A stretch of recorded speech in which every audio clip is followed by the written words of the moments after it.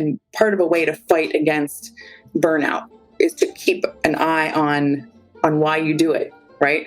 And motivating forward. And sometimes that means making tough decisions.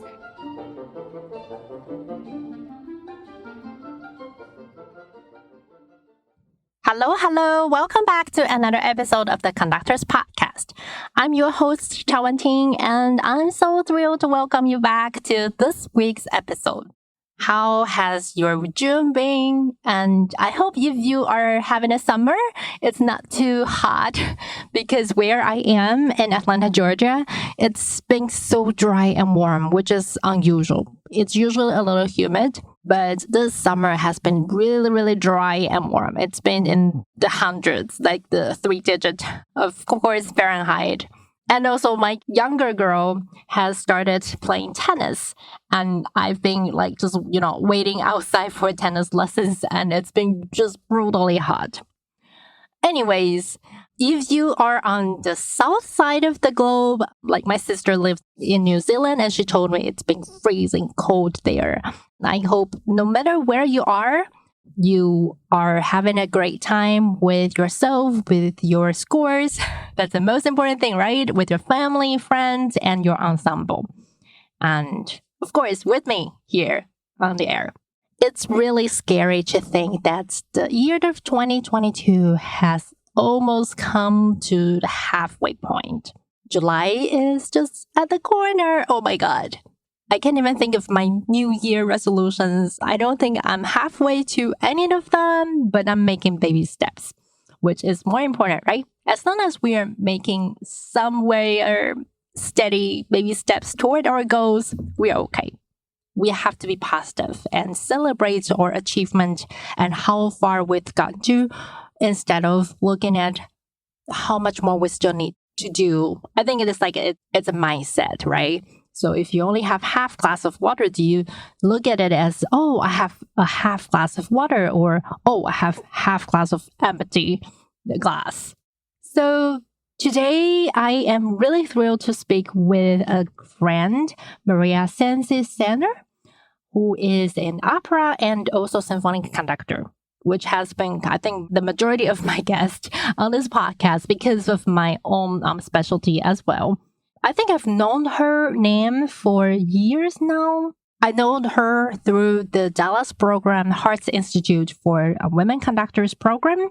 Like every year, I would kind of take a look at who they had admitted that year and just kind of check them out and see who is in the field with me.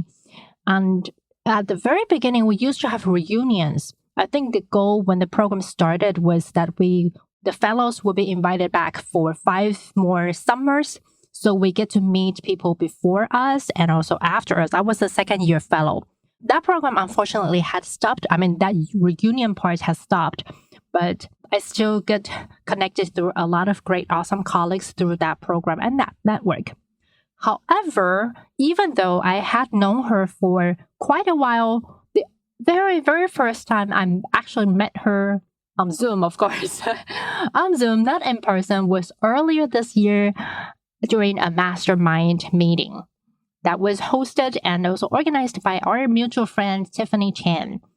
And if you haven't listened to episode number 4, when Tiffany and I talked about how to manage fears and redefine success, you definitely want to check it out.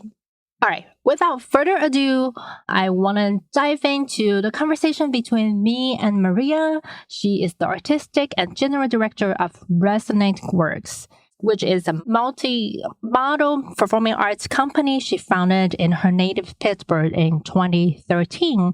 They will be celebrating their 10th year anniversary, like the 10th season after the summer.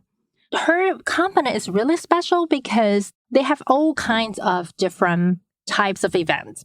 They have fully staged operas, chamber music, or commissioned works to classics, and it's a unique way of catering or kind of centering the audience experience. And she will talk more about that.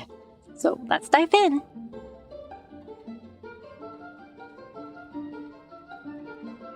Hello, Maria. I'm so glad to see you here. Thank you so much for coming to the Conductors Podcast. Oh, it's my pleasure. I'm glad to talk with you. I know it's so great that we finally have time to sit down and talk to each other. And I always ask this question to my guests to start with. Can you tell us a little bit about your background, your upbringing, and what brings you to where you are right now? Oh, sure. I am from the Pittsburgh area. I'm still based in Pittsburgh, Pennsylvania, but I grew up in a small little town almost 20 miles outside of Pittsburgh. Music was always a part of my life, but I never intended to be a musician, actually. So I had piano lessons from age 5, but I hated to practice. So I'm still a really lousy pianist, but I was always in the choirs and the band, and it was always just a part of my life. But I went to Carnegie Mellon to be a mechanical engineer, and I was actually a double major in mechanical engineering and music composition. My father had seen me kind of fooling around at the piano, and I ended up having lessons with a composer through high school. So that was Nancy Galbraith, who I still work with on many occasions. She's kind of like my musical mom. She convinced me that I could be a music major as well as an engineering major. So I went to Carnegie Mellon and I double majored in both of those things. I really couldn't ever let music go. That was really the thing. I was super busy all through school, and everybody said, "Oh, you should become a music minor," or and I always sort of intended it to be a side vocation, but I never could let it go. I never wanted to have less of it. I never wanted to study less of it.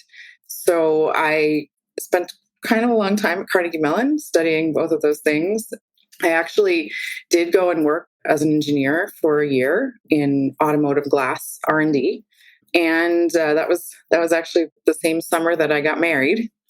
And well, a lot of years ago. And I was really miserable. And my new husband saw that and said, I've never seen you be as passionate about engineering as you are about music. And at the time he was in a doctoral program that was, he was going to be done when he's done. It was years without end. And so he actually printed out the application for graduate school in music and said, "Hey, let's be poor. You have to do what you love." And so I went back to grad school in music at Carnegie Mellon, because that's where we were. That's where we are. So I was in the master's program in composition. And it was during that time that I really, the things I was living for, I was conducting a student orchestra at CMU that was not associated with the music department. It still exists, an orchestra for non-music majors primarily. And I was singing in the Mendelssohn Choir of Pittsburgh, which is the chorus, the symphonic chorus that sings with the Pittsburgh Symphony. And those were the things I was really living for. So I went back to school for music and kind of decided that I really wanted to pursue conducting. And I approached my teacher, Robert Page, who is a legend in a lot of circles. And, I say he changed my life, and he absolutely did. I convinced him to let me study with him independently. And then I said, I really want to be in your master's program. And he said to me, "No, you just want to figure out a way to stay in school because you've been out there in the world and you want to stay here where it's safe." And he eventually took that back. We had a conversation where he eventually took that back. And in conducting, I think I found the synthesis of the different parts of me that I had been dividing between different disciplines before. But to be an engineer, you're analytical, and as conductors, we are very analytical, and there's a lot of overlapping skill sets there. So I ended up with a master's in conducting. It was during that program that I had the opportunity to conduct opera for the first time. Page believed that that's where you learned what your chops were. He threw you in the opera pit and see how you fare, and because you're not always in charge there, right? So you kind of learn how to take control and let go in various moments. And I conducted my first opera, and I was completely hooked. I used to say to people, some people ride roller coasters for thrills, and I conduct opera because it was the same kind of high for me. It was a kind of intense euphoria. And I said, well, I got to do more of this. So in the rest of my program, I did all I could to focus so much on opera that I could. And I conducted 2 more operas while I was a master's student. And then when I left, I pursued all kinds of conducting. I continued to conduct the non-major orchestra, and I got a job conducting the symphonic chorus for the Akron Symphony. I maintained a position on the conducting staff of the Mendelssohn Choir in Pittsburgh, and then I started conducting opera freelance. So I always had my hand in all those different areas, and Paige would say, music's music, and you can do all of those things. So that's my musical background. A handful of years later, I decided to start my own company. I had been being hired as a freelance conductor by a lot of smaller organizations. I did a little bit of assisting, but not as much as some people. And I had been working for some really small companies that had been founded by groups of artists or single people, individuals. So not only did I gain experience conducting, I got to see what it took to produce. And I thought, I think I could do that. And I had some ideas about the ways I would want to do that. It's a time in a career when, you're looking for opportunity, right? I don't know. Are we ever not looking for opportunity? I don't know if that's the case, but the hustle, if you want to call it that, can be very frustrating, and you are trying to connect with people and send out your materials, help people to get to know your work. And I just felt motivated to be proactive, and instead of just figuratively knocking on doors all the time, I wanted to make work. And what I discovered was that my colleagues in a variety of areas, singer colleagues, instrumentalist colleagues, were having the same struggles. And so I kept knocking on the doors, but at the same time, we made our own opportunity here. And I started a company in 2013 in Pittsburgh called Resonance Works, which did launch with opera, and opera's been a core part of what we do, but it's also, I imagined a musical organization that was not really limited by music genre. So we have produced orchestral concerts, programs with chorus, programs with chamber music, and actually mixing and mingle all of those performing forces and genres in what I think are interesting and unique ways. So I think that gets me kind of to today from the beginning. Long story. This is so wonderful to hear your story. And I know we would talk a lot more about your role as a producer and also entrepreneur and all that. And I think it's such a timing topic to still discuss, because a lot of people started things during the pandemic, and a lot of them fell through or stopped or put on hold, since now we have more in-person opportunities.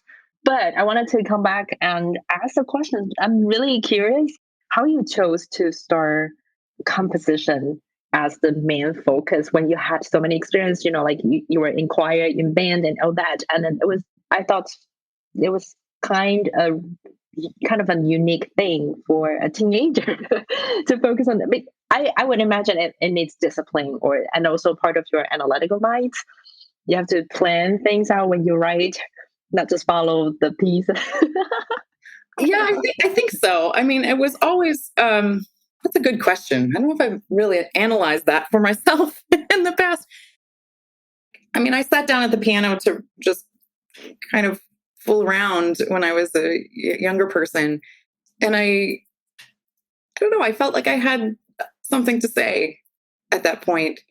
I wrote, I was writing little pieces that could be like church music. And then once I started studying, and really, I mean, it's kind of a funny story. I think I was at the end of junior high school, and there was a seminar at Carnegie Mellon for young people, but also for the parents. So I actually don't remember what I did that day. I think there was, some workshop in the drama school or whatever. And my parents had gone to this talk. And one of the people that spoke was Dr. Marilyn Taft Thomas, who was the head of the School of Music at Carnegie Mellon. And I don't actually know what the thesis of her speech was, but among other things, she talked about the compatibility of mathematics and music. And that just rang all kinds of bells for my dad, who, knew that I kind of, had interest in both of those areas. So he went up afterwards and he spoke with her. And he said, I've seen Maria kind of writing, like I was writing things down on staff paper, So that ended up with getting a meeting with Nancy. And that's just kind of how it happened. And so that part of me was, I feel lucky that that was observed. However, my 13-year-old self decided to put pen to paper at the piano, but that was observed and then fostered and nourished. That's how I ended up as a composition major. I actually kind of always wanted to take voice lessons, and that didn't happen really. I ended up with composition lessons instead. That's awesome. I was just talking to a friend of mine, a composer, about those young musicians who also compose, and we came to agreement that those young people who compose have a very special mind. That could be part of this, your interest into the science and math. Because I know a lot of musicians were afraid of those subjects, or maybe they were not introduced to it in a right way or in a proper way. But coming back, I think you're one of the very few opera conductors or people specializing in opera conducting who are not a coach pianist. In the very beginning, a lot of people that I interviewed or that people I work with kind of started from that route. Did you feel that there were things that you need to catch up because you didn't have that training? Or, of course, I'm assuming that there are some other advantages for you to see opera from the other eyes. Can you share a little bit about how you learned your craft? Sure, absolutely. I mean, I think, of course, a lot of people come to opera conducting, as you said, from being a coach or repetiteur. And I'm not that at all. I think I come from the other side. I come from experience with singing. I joke that I always wanted voice lessons. I did get some. I kind of on the side when I was in college, but I was always singing.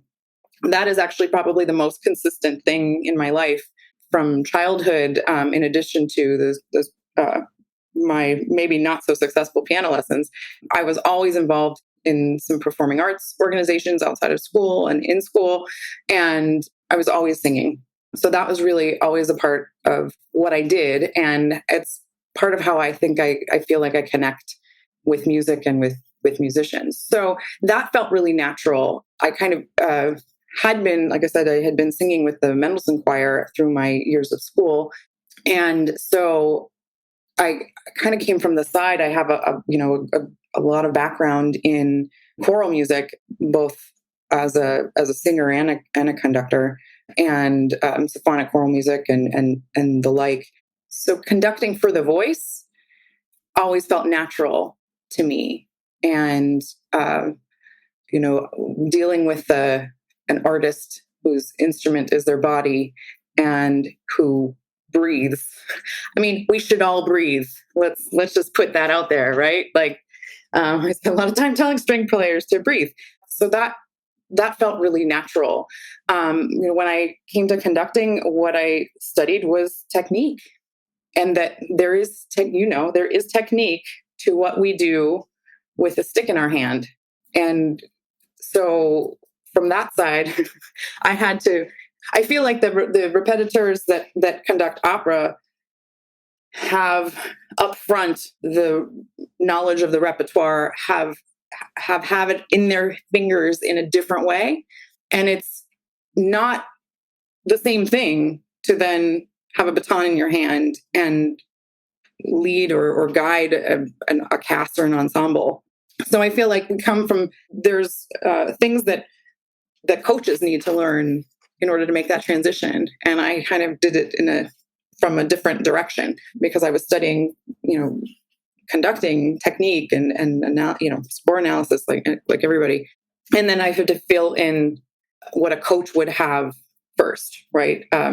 Knowledge of repertoire, languages.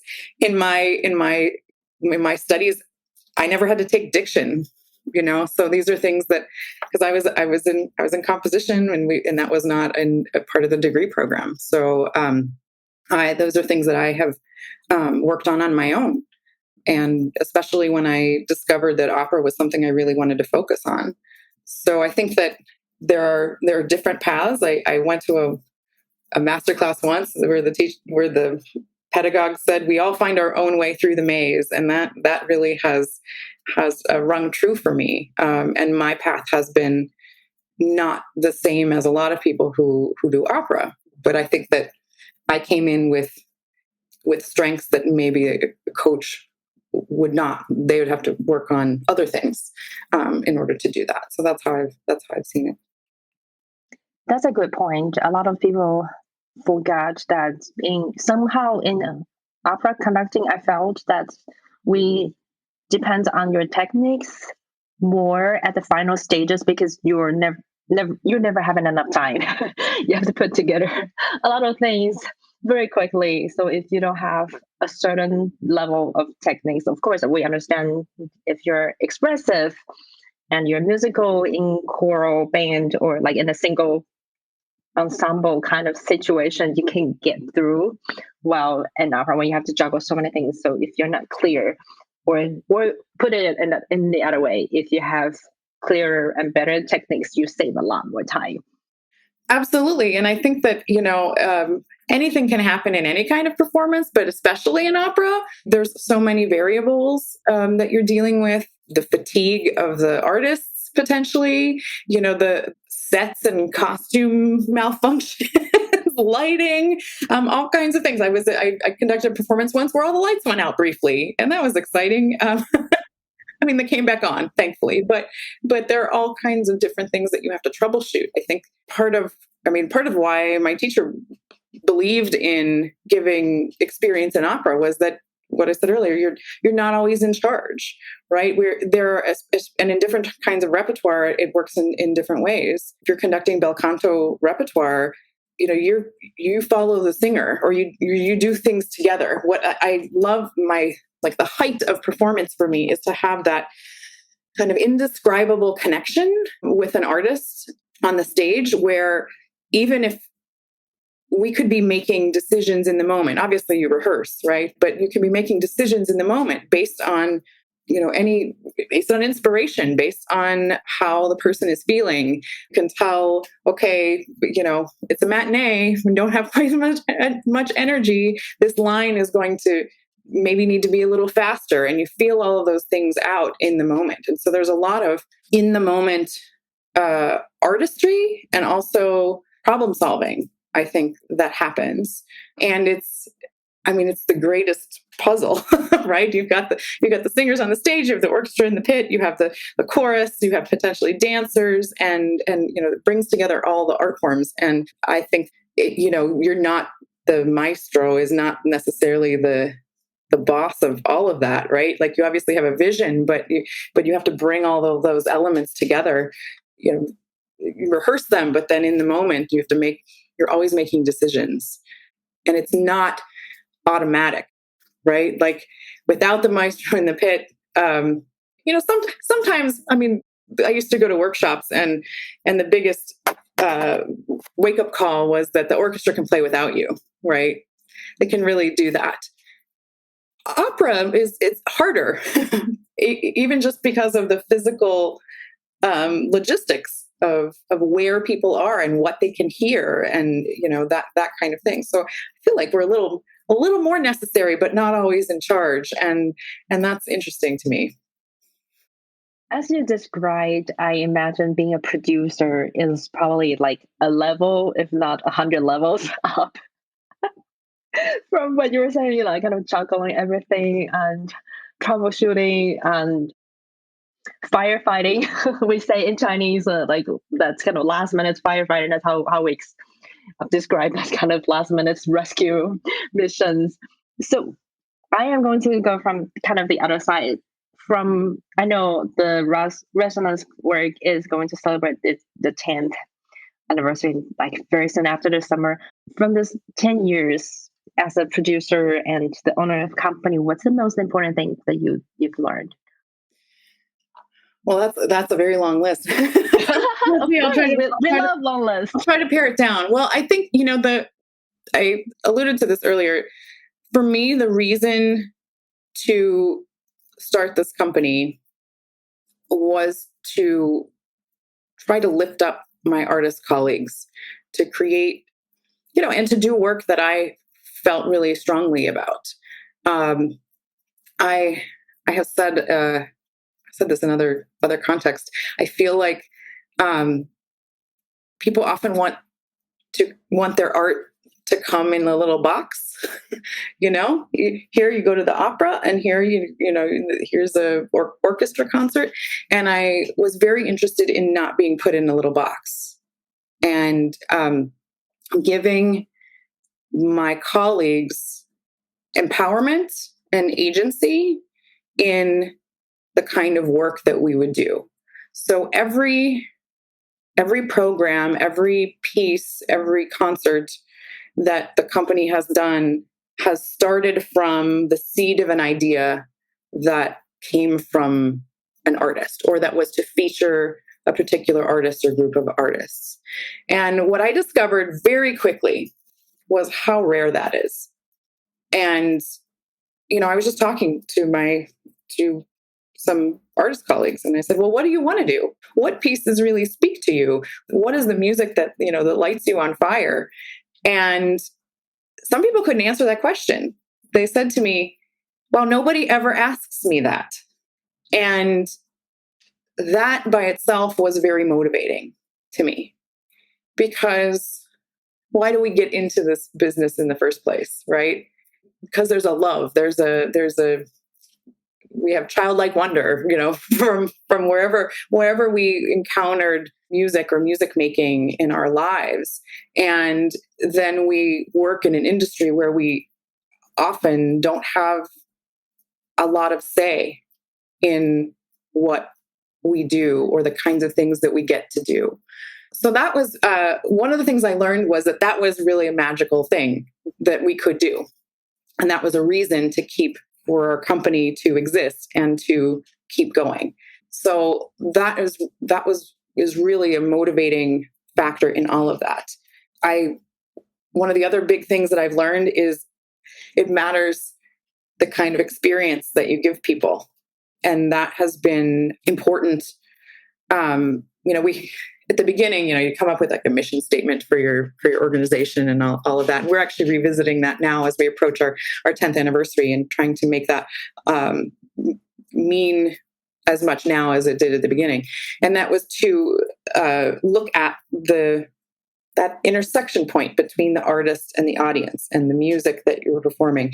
And the reason that a lot of people were willing to work with us, were very small, with pretty limited resources, was the experience level, because was the familial atmosphere, was the ability to do work that felt really meaningful with people that really cared about it, because there was not a big business machine behind behind a big organization, right? Where you can easily feel like a little cog in a bigger machine. So those are some of the big takeaways. I mean, being somebody who self-produces is like the ultimate multitasking job. So always wearing too many hats.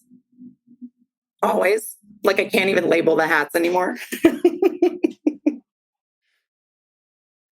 I am really glad that you started with the musician's experience first, because I felt we often talk about the audience experience, if we even talk about that.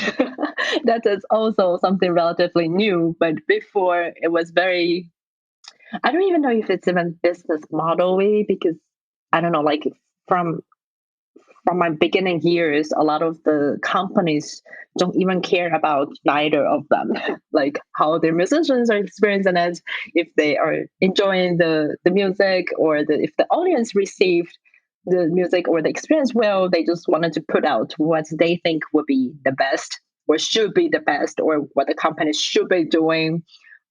It became very monotone in a way. It's like the kind of one man thing. I had something that I wanted to ask, but now I forgot. But no, coming back to you say like wearing too many hats, and I think it had certainly been. It could be a very overwhelming experience when you have to juggle so many things at the same time while conducting the performances. How do you learn, or what have you learned to protect yourself a little more, or to set boundaries? Are you still in the journey with me? Yes. Well, I mean, that's a big question, right? The way that I mean, we just completed this past weekend, in fact, the final performances of our 9th season. And I'm not the greatest at keeping those boundaries, I have to say. But I have, over the years had to reflect on how I distribute my energy and time, because wanting to facilitate an experience for everyone, for artists and for the audience, means that I'm always thinking about how we can make that better, or what's the thing that we've missed, or these chairs need to move over here. Sometimes it's not so aspirational as just logistical, or so and so unlock the room, or like those kinds of things. It is hard for me to separate my producer brain and my conductor brain. I have learned things about myself in doing that. I know you had a while ago a wonderful conversation with my friend Tiffany Chang about success and failure, right? I actually listened to that the other day, and I think that is that's really applicable there. Whatever, I'm not talking about the success or failure of a performance, but for how I manage those things over time. And that's been an evolution I had to discover, because nobody taught me how to produce. I'm self-taught. I observed people doing it in various ways and to various degrees of success. And from there, kind of chose or continue to choose how I want to approach it.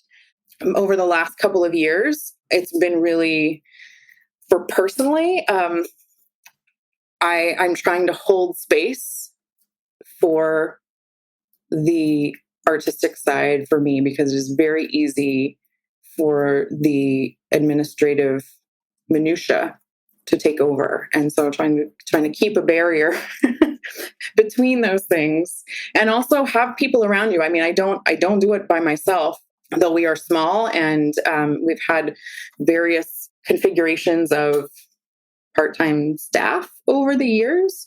Even without that, there are people that surround the company that assist in various ways. I was only able to start this company with my partner in life, and we did that together. And he maintains a very active role in how the company runs. And he does the things that I don't have to do, so that I don't have to do them, so that we can separate a little bit of that work. And then he gets to do some of the things he actually enjoys, although it's not always on a timeline that is great. Like, for example, when we do opera, Brennan did a lot of music of technical theater, not as a professional, but now he's doing it as a professional. Wow. So, we started out doing opera that was relatively site specific. So we didn't have, we didn't have the expense of a scenic designer, and now we do. So the last handful of operas we've done, he's built the sets for those, and he really enjoys that work. He enjoys it more when it's not on such a deadline, but we've been doing that together. It is really, it continues to be a challenge, because the way the arts industry is structured, we're always The other thing, this all sounds like a great idea, and then you realize you have to pay for it. And our company has been a professional company from day one. All professional artists have been paid, and I feel really passionately about that. And we see the company as being an active part of the arts ecosystem in the area. And I think I was actually surprised at when I really started digging that how little interaction or care some organizations spend on realizing what part of their local cultural ecosystem they are in. So that also really affects the work that we do. I'm not going to do the same repertoire as Pittsburgh Opera in a season. We want to complement what is happening with other organizations and not be blind to what is happening around us. So, and the result is that we are contributing, I think, in a significant way to the life and livelihood of artists in this city. And I feel, I'm pretty proud of that we've been doing that for 9 years. I know a lot of people started something during the pandemic. I think, as you say, like it's easier to think about when you're freelancing or gigging around, seeing people making mistakes or taking good things, or thinking, okay, I can do that too. And during the pandemic, it gave a lot of people the actual chance and time to do it. But then a lot of the project didn't last. Was there any moment in your 9 years with the company that you felt that you just can't do it anymore, or like you had to break through a lot of things that you didn't think was possible, and or anything that you can share with people who might be on the fence of quitting or just thinking about going back to the old pre-pandemic life because this is difficult? Like, we know this could be really difficult and you burn out, and even though you have partners and teams, but then a lot of things that really relies on you have to go in and solve them. So you have to go in and have the difficult conversation with someone. You have to go in and make the decisions when you have to. Absolutely. I'll be very open. The last couple of years, I feel like I have been functioning in a state of burnout. And, it's a little related to what I said earlier about it is very easy to let the administrative, for me, the administrative, I say minutia, but a lot of it is not minutia, right? Because there's grant writing, there's individual donor appeals, there's marketing work. And these are things that, for me, I discovered, I had to learn how to do them. But what I discovered was that I could do them, and I actually could do them relatively well, but it is not, a lot of those activities are not what I'm best suited to. So what I've learned is that they take more time and energy from me than from someone who is more suited to those activities, right? I still do them. But what I started to observe is my energy and my motivation, right? And how that was being affected. Our goal for this company is to get it to a point of being sustainable enough that it could exist without me. I don't have plans to walk away from it, that said, right? But I want to have created a space for this kind of work, for all of the people involved that will continue. And at the same time, make it so that I don't have to function in a state of burnout. So that is, it's not all sunshine and butterflies. It's tough. And there are days that I have woken up and said, I don't know if I can do this anymore. But it's always the thing that has kept me going and that continues to keep me going is that this is also kind of the rub, right? That what we do as musicians, our art is ephemeral. It does not, like you when you paint a painting, you hang it on the wall, you go to a gallery, it's there for maybe hundreds of years for people to look at and observe and study. And while we have scores and recordings, fundamentally, music as an art form is here one moment and gone the next. And there's so much that goes into those moments, right? So much work in advance of creating those moments. And why? Because those moments are pretty amazing and they're pretty special. And there's something there that's hard to describe, right? That whether you're the person making the music or experiencing it, why do people go to concerts? I think ultimately we're connecting through vibrating air, right? And so much work. And so really, dear artist friend of mine recently said, this was Takesha Mache Kazart Thomas, she says, don't let anybody take away your joy. And that has been something that has been ringing in my ears recently. And the reason, and part of a way to fight against burnout, is to keep an eye on why you do it, right? And motivating forward. And sometimes that means making tough decisions. I had a flurry of ideas. I have so many ideas for work that we could do, but it's very limited by resources. And one of the frustrating things is figuring out in the time and the resources, what are the projects that we're going to take on, and how does that further the mission of the organization and involve the artists that we are working with. And there are always tough choices, right? There are always tough choices about what you can do and what you can't do. And the most frustrating thing is you have a long list of ideas and you realize, well, now I'm talking about 2028, by the time we're able to do some of those things. It's a balance. And I think, I don't know that I'm one of the most successful folks at beating back the burnout, but that's a thing that I think is really important, that we take care of ourselves and our mental health. I think especially in the last two years. So I'm not sure that answers your question, but that's where it took me. Sorry.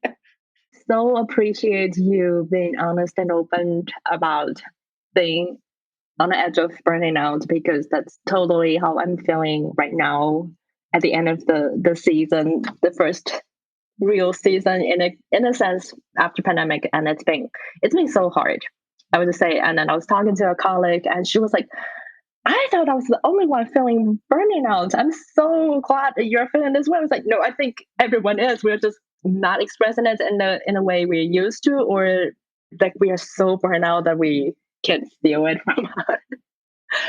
But I love what you said. Really look for the joy and magnify the joy for a moment if you can. And that's such a lovely conversation with you.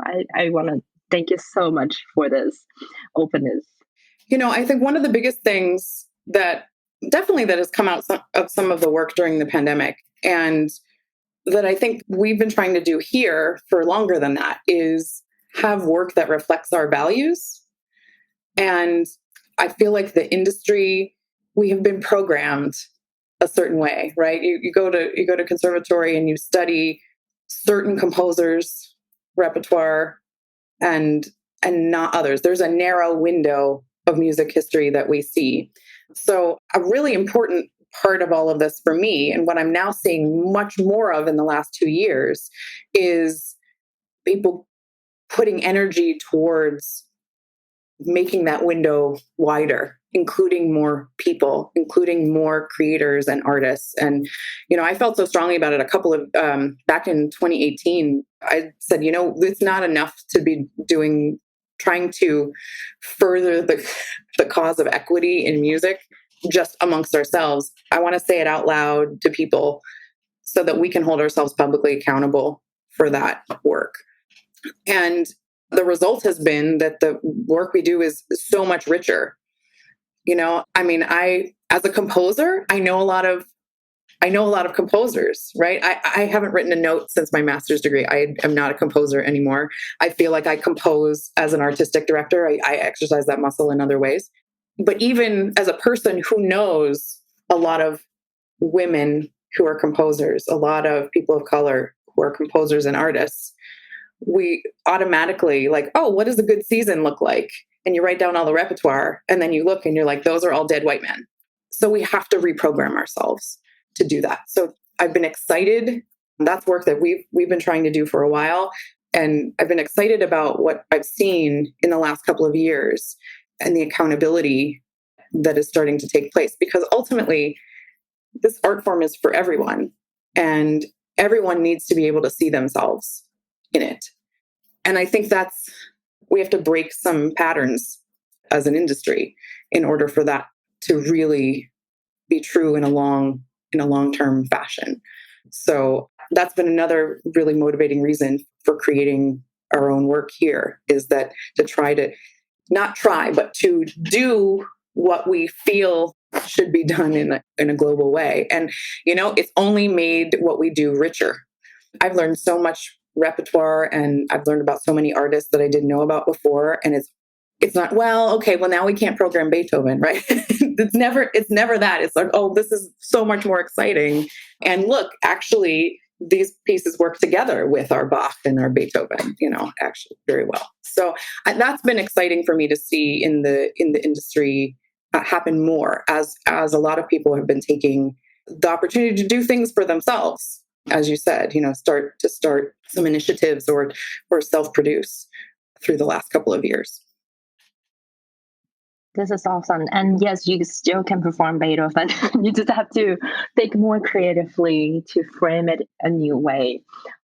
By the way, so for the listeners and the conversation that I had with Tiffany with episode number 4, and we'll put it in the show notes, but we'll put all your information in the show note as well. But I wanted the listeners to hear it from you. So can you tell us whatever you're comfortable sharing, your social media or website, where they can find you to reach out?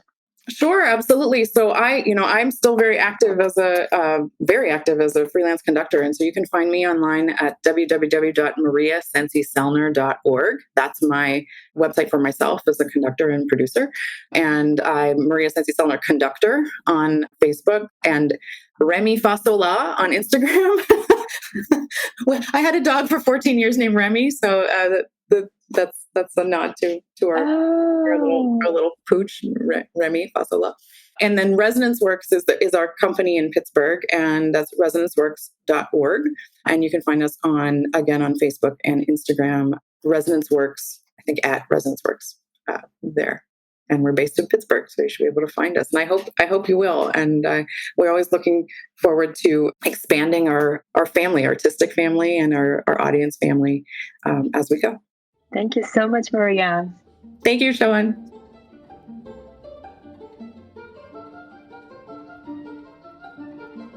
Here you go, my friend. Do you also have some dreams or ideas about starting something on your own? There are quite a few entrepreneurs that I've spoken with on this podcast. If you haven't listened to episode number 2 with Maria A. Ellis, the girl conductor that is famous, I'm a real fan.